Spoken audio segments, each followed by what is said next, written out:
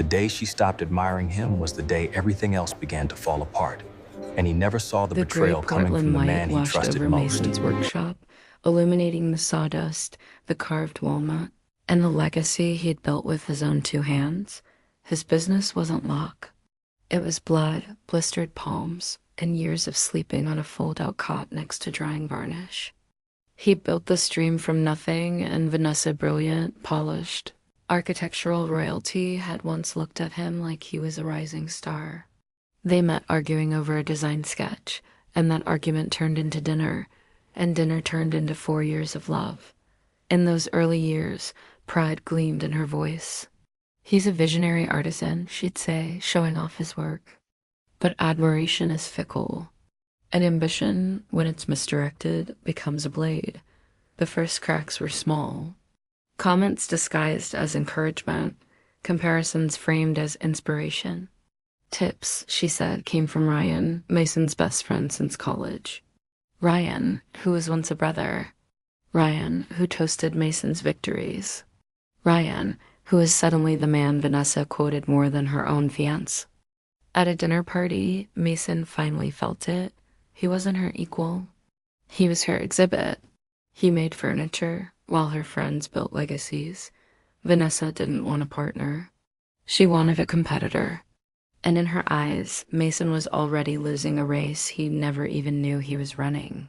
Mason had known Ryan since they were broke design students, building futures from ramen and reckless hope. He was supposed to be the safest person in Mason's world. But somewhere between their Thursday beers and Vanessa's late-night calls, something shifted. Vanessa began praising Ryan in ways she never praised Mason anymore. Ryan's always innovating. Ryan thinks bigger.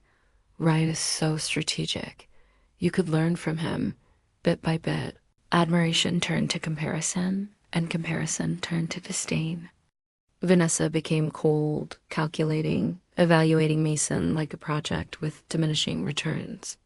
On the 4th of July, surrounded by her colleagues on their own deck, Mason overheard her explain why he wasn't husband material. He's content, she said softly, dismissively, as if contentment was a crime. As if stability was a failure. The tone wasn't cruel.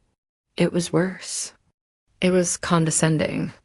When he confronted her later, she spoke with careful neutrality. "I'm not settling. I just think you could push yourself more." The words sliced deep because they revealed the truth. She no longer respected him.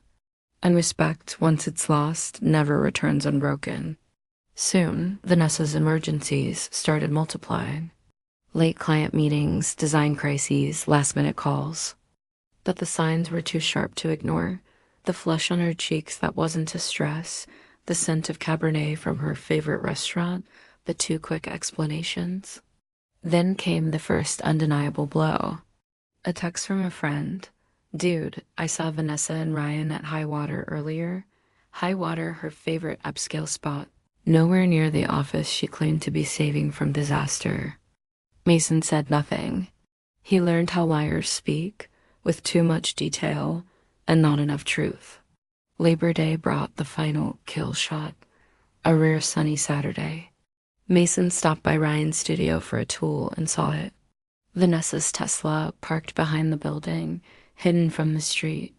Her hotel lobby emergency was happening in his best friend's office. His breath chilled. He took photos, time-stamped and location-logged. That night, Vanessa returned with a fresh story about her crisis. He asked gentle questions. She answered with polished lies, and something inside Mason hardened. Not with rage, but with strategy, with preparation. By autumn, he understood everything. They weren't just sneaking around. They were constructing their breakup story. Ryan would probe Mason about wedding dates, hinting at compatibility, parroting Vanessa's complaints.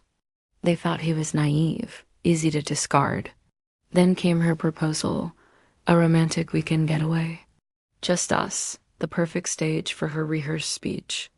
Mason agreed instantly, playing his part, acting affectionate and oblivious.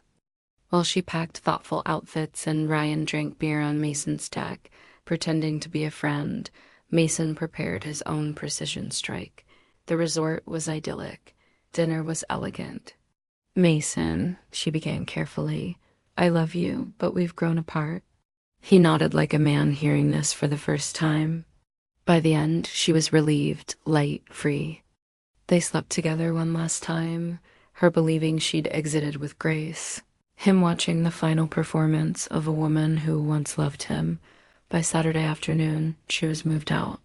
Let's stay friends, she said. Small town, he replied with a calm smile. We'll see each other around. When the door closed behind her, Mason cracked a beer, opened his laptop, and began the next phase.